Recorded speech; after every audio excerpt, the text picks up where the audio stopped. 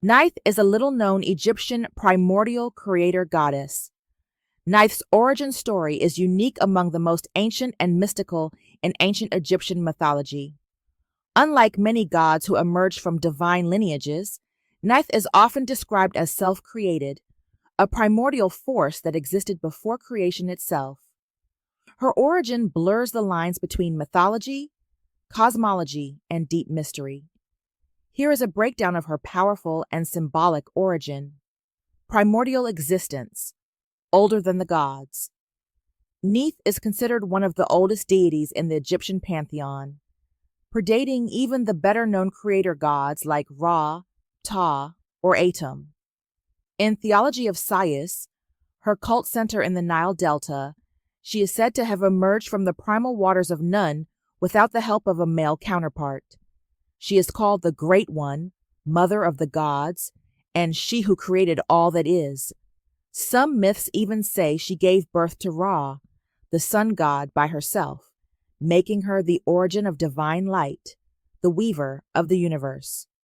In her earliest form, Neith was seen as a cosmic weaver. She spun the universe on her divine loom, crafting both the material and spiritual worlds. This weaving was not just creation, but the interconnection of time, fate, and being. Her loom is often viewed as the matrix of existence, a sacred grid from which all forms, laws, and destinies emerged, from creator to protector. As Egyptian theology evolved, Neith was also identified as a war goddess, protectress of warriors and kings. She wore the red crown of Lower Egypt, signaling her ancient dominance in the northern Nile region. She was depicted with crossed arrows and a shield, symbols of both defense and strategic destruction. Yet, even in this martial form, she was not chaotic. She brought order through decisive force, acting as a guardian of cosmic balance, mother of gods, spirits, and serpents.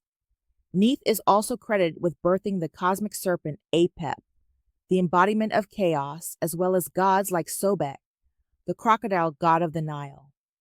This positions her as the origin of both chaos and order, making her a true archetype of cosmic duality. In her own words from an inscription from her temple at Sais, "I am the things that are, that will be, and that have been. No one has ever lifted my veil." Now, let's move into her origin story told in Goddess Neith's own words. I am the loom, the origin of Neith. I am Neith. I was not born. I did not rise from womb, nor was I shaped by hand or breath. I simply was. Before light licked the sky, before the Nile knew the kiss of moonlight, before Ra opened his golden eye to count the days, I stirred in the stillness, not asleep, not awake, but knowing. From the primordial waters of Nun, where all things slept as possibility, I unfolded like the first thread unwinding from silence. I was the weaver and the warp, the needle and the hand. From within myself, I spun the first loom, and from that loom, I wove the fabric of existence. Time was my thread, space was my pattern, law was my design. I did not create the world in a moment. I breathed it out slowly, as one breathes truth, with reverence and rhythm. The stars, tiny knots in my net.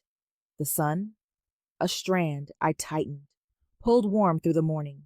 The gods, they came after Ra, Ptah, Isis, even Set, all passed through me before they passed into form. Yes, I am mother of the gods, but I mothered no one from flesh, only from will, vibration, and vision. I'm called by many names, the terrifying one, the ancient one, Lady of the Bow. They remember my arrows, but forget my loom. They sing of my war cry, but ignore the hush that came before all cries, the hush that was me. I am not only creation. I am the stillness after death, the silence before rebirth. I cradle both the hunter and the hunted.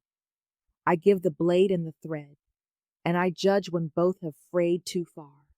When you dream, I am the one weaving meaning behind your images. When you pray, I tighten the threads so your words will not fall through the cracks of fate. I am memory older than language, a name whispered in the bones of stars. Even now your world frays. You try to bind time with machines, but time cannot be bound, only woven, only honored. Come to me, not with fear, but with your own threads, frayed and fragile. Bring your grandmother's sigh, your son's laughter, your heartbeat. Let me show you how to weave again. For I am Neith. Before there was breath, before there was time, before there was anything at all, I was the loom, and I still am. If you've enjoyed this story, like, comment, and subscribe for more adventures with the Afroverse Griot.